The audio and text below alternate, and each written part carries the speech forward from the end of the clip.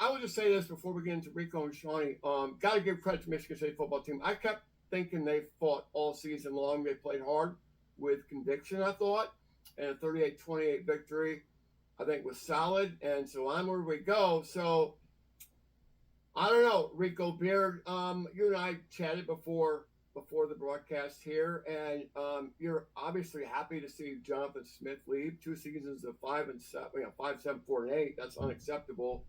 And onward we go. Looks like to Pat Fitzgerald. Is Jay Bat the AD making the right move? And what's your assessment of this hire? I mean, look, Jonathan Smith. I don't know if he was given everything was promised, but this year he left a lot of meat on the bones. It was just bad coaching decisions late in game, poor clock management. You never should have kicked to the Iowa punt returner, not one, not twice, but 3 times you kicked to him. But in the end, you know what? He was dead man walking, and I think he lost the faith of a lot of Spartan fans. And Tom, you just spoke about his record of being 5-7 and then being 4-8. And then you bring in Pat Fitzgerald, who, look, everybody likes Pat Fitzgerald, but when you look at what he did at Northwestern, his final 2 years, he was 3-9 and 1-11, and that's who your new head coach is. So he's been out of the game for 3 years. I'm a little skeptical. He went out there and said, hey, he learned a lot in those 3 years of what modern day football is. Mm-hmm. But you know what? Sometimes you can learn a lot until you actually have to use that knowledge, and you find out the game is a lot faster than what you think it is. Yeah. Now, Sean Baligian, I know you're a Spartan fan. Me, I mean, you want the Spartans. That's your team, and I just was really curious because you have a clear mind in assessing Michigan State and other teams. But where do you see this program lying right now in terms of resources, facilities, commitment?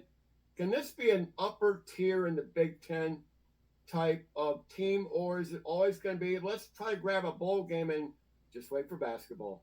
You know, many years ago, a prominent national writer sat next to me at Spartan Stadium and called Michigan State a sleeping giant. Mm-hmm. And I laughed at him. I kid you not. I laughed at him. He said, this program is waiting for the right guy to come in and take it to a place I know they can be. And we hired this guy in 2007 by the name of Mark D'Antonio, where I think it's safe to say nobody was exactly having a parade for this guy. And you know what that guy did? He made them a top 5 program. They won 2 Big Ten titles in the span of 3 years. And as I said, in that span of time, had top 5 teams. There's no reason why it can't become that again. Now, it's been 10 years since that happened. But right now, as we sit here today, it's a disaster. And the disaster started long before Jonathan Smith came here. I'll echo exactly what Rico said. I feel sorry for the guy. I really do. I'm not sure he knew exactly what he was coming into. No. This is a mess in every way, shape, or form. I don't like saying that. You don't like hearing it, Rico. I can see Rico's anger at me burning a hole in my soul right now. But I mean, Rico, facts are mean. This is where it's at right now. Yeah. Well, you know, Rico, you and our great friend and colleague Jack Ebling have had these heated arguments about the ceiling. I mean, you're of where Michigan State athletics should be, especially football. And Jack thinks he's got more of a conservative cap to the ceiling. You have a higher cap. I mean, is Michigan State going to be able to navigate the payout and the buyout and then the Mel Tucker fallout, that stuff? Where are they headed? Where's the ceiling? Tom, I think the ceiling is whatever you put it at, and unfortunately, Michigan State has a low ceiling, the low bars to hurdle to cross, and then once they get it, they're like, "Well, see, we can never be as good as Ohio State. We can never be as good as Michigan or Notre Dame." And I'm like, "You can." And as Sean put, and Sean, I'm not burning a hole in you. D'Antonio kind of spat in the face of everybody and said, "Why not this team? Why not us? Why can't we do that?" And they actually believed. And for a certain period of time, nobody saw this ceiling is so low. They were like, the sky is the limit. And then the second things went wrong in 2016, it was like, I knew it was too good to be true. Let's just go back to our corner. Let's just be happy with what we have, the gruel that we're served, and don't ask for seconds. And you don't have to do that. You can't be afraid to fail, and that's Michigan State's biggest problem. So if you set the bar low enough, Tom, you can never fail.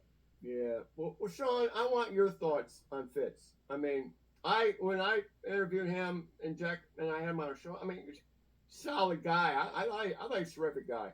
I think he's gonna be great. I really do. It gets my attention as a Michigan guy. So how's that?